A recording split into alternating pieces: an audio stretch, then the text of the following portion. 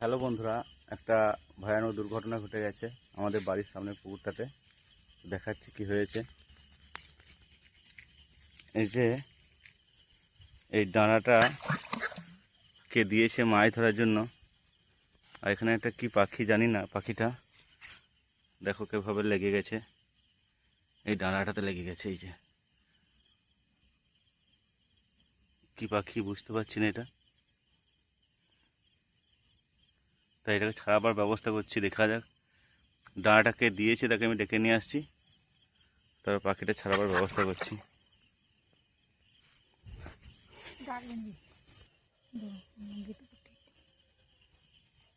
তো কে ডানাটা দিয়েছে আমি বুঝতে পারলাম না, অনেকটা খুঁজে খুঁজে পেলাম না, এখন চেষ্টা করছি আমি নিজে ছাড়াবার।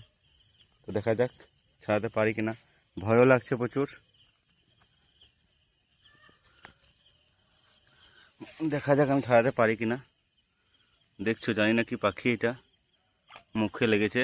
পাখিটার ঠোঁটটা অনেক বড়, যদি আমাকে একবার ঠোকর মারে তাহলে তো আমার অবস্থা খারাপ হয়ে যাবে। ক্যামেরাটা ধরো দেখি, কামড়া মনে দেবে, মুখে ধরো চিপে ছাড়ি দাও, কাই দেখো একটু ধরতে হবে, চোখ সাবধানে। দেখছো কিভাবে ডানাটা ফেসেছে, মানে মাছ টাছ কিছু একটা দিয়েছিল, তো সেটা খাবার জন্য পাখিটা এসেছিল। উফ, বিশাল বড় ঠোঁট। ঠোঁটটা কি বাপরে ধারালো দেখো।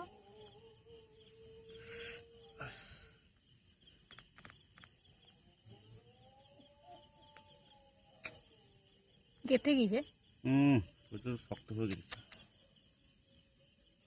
মুখটাও খুলে না। এই যে ডানাগুলো দিয়ে যায়, মনে হয় জিভে লেগেছে। জিভে লেগে গিয়েছে গো।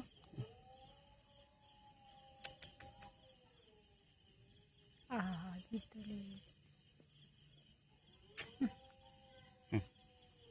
কোনো ছাড়িয়েছি, যাক, জানি না পাখিটা সুস্থ থাকবে কিনা। আগে জলে দাও, জলে ছেড়ে দাও। হ্যাঁ, জলে ছেড়ে দাও। জলে ছাড়বো? ছেড়ে দাও। ছাড়লাম পাখিটা, হ্যাঁ উড়ে যাবে। তো যাই হোক, একটা ভালো কাজ করে মনটা ভালো লাগলো। জানি না ডানাটা কার, এই ডানাগুলো এইভাবে ফেলে রাখে কেন? ডানাটা দেওয়া উচিত হয়নি।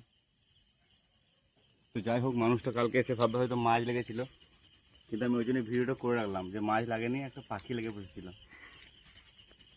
তো কেমন লাগলো ভিডিওটা জানাবে, আর তোমরা এইভাবে যতটা পারবে প্রাকৃতিক সম্পদকে রক্ষা করার চেষ্টা করবে। ধন্যবাদ।